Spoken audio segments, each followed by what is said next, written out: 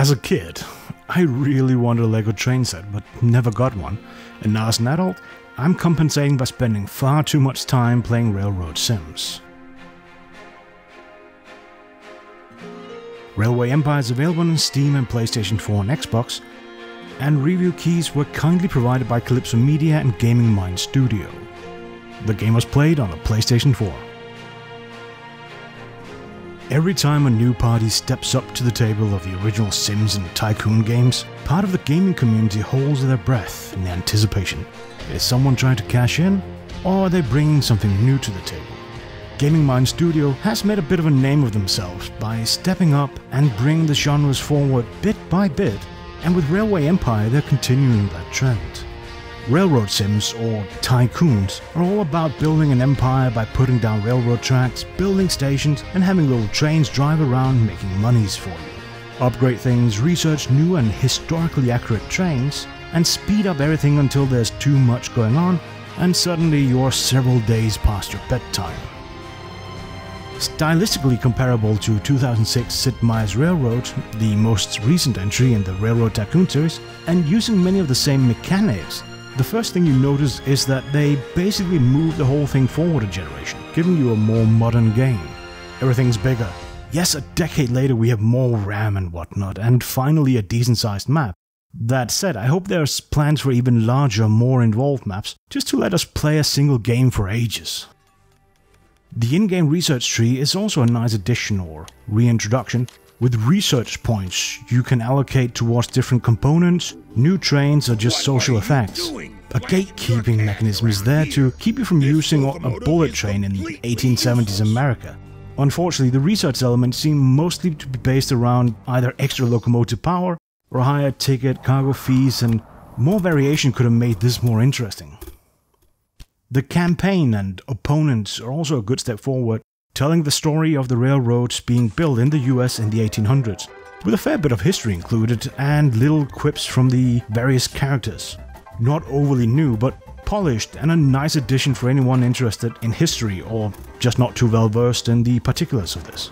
Slight annoyance though, when the various characters repeat the same sentence for the 10th time in a row. One final bullet point that sets it apart from the older games in the genre is the ride-along, where you get to, well, ride along on the train. It's not groundbreaking in that this has been a part of non-tycoon-y train sims for a while. And while it's a nice feature that I've spent far too much time with, the graphical quality of the PS4 version pulls it down a bit. The game is out on Windows PC, PlayStation and Xbox One, and as mentioned earlier, I played it on the PS4.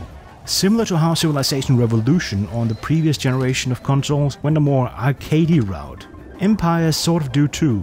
The visuals are cartoony and the UI UX elements are kept relatively simple for use with a controller. But depth is still there when setting up routes, warehouses, track signaling, etc. There are cases when this fails a bit, and I've not quite figured out how to change what a given train should do at a given stop in terms of prioritizing cargo and track. As a result, I've hauled far too much lumber and grains and not enough coal, as well as having multiple trains all wait to use the same track when there's another available open track. The controls also feel sluggish, like there's up to a few tenths of a second input delay. Particularly around the action wheel, you have to hold down the button a bit longer to actually activate an action, which at times frustrated me to no ends, and at least once simply resulted in me shutting down the console and walking away. Tooltips in the maps also seem to be getting in the way of interacting with objects, but it's not clear whether that's due to limitations in the console setup or if it's just on purpose.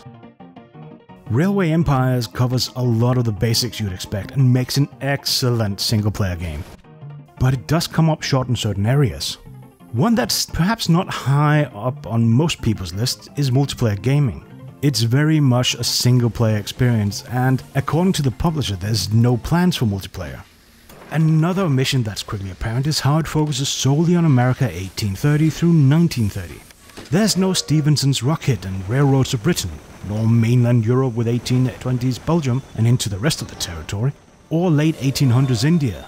There's so much to the history of the railroads that are frankly missing, so the game feels incomplete. Modding is supposedly a thing, though this will likely be a Windows-only feature judging from other games' attempts at this on consoles. You know, especially Sony PlayStation's people are somewhat opposed to this concept, so if you're a peasant, don't hold your breath. Design? Mechanically, the game works and works well. The visual style is cute but not overwhelmingly so, and the music fits the themes of the game. There are issues with the user interface and user experience, such as trying to read city names if you're sat on a sofa a bit away from a TV. It kind of feels like the console version wasn't tested in earnest. Challenges. Well, there's challenges, alright. At the time of reviewing this, no one has successfully completed the 4th campaign mission, though that might be because it's about using pre-built rails to transport goods instead of building your own. There's an option also in the game for an easy level, or easy setting, with less routing headaches, making the game a bit more casual, and I think this is a good thing. Fun. Are railroads fun? It's entertaining if you're into trains and logistics and tinkering with layouts, reading historical tidbits, and learning about trains, so yeah, fun. Longevity? It's easy to spend far too much time on this sort of game, but the omission of anything outside of historical USA puts a hard limit on things. Pausing is also punished in game, so you end up not wanting to fiddle and analyze your rails too much and spending time on that. Price? At about £50 on PSN or €50 on Steam, the game is pretty much a full-price game, but with only one territory, no multiplayer, frankly less than optimal UI UX, particularly on the consoles at least, and graphics that doesn't really look AAA, it's hard to justify it to anybody but the most ardent fans of the genre. Overall, I'm giving this game a 7.4 out of 10. It's a good game, but it's not quite there yet.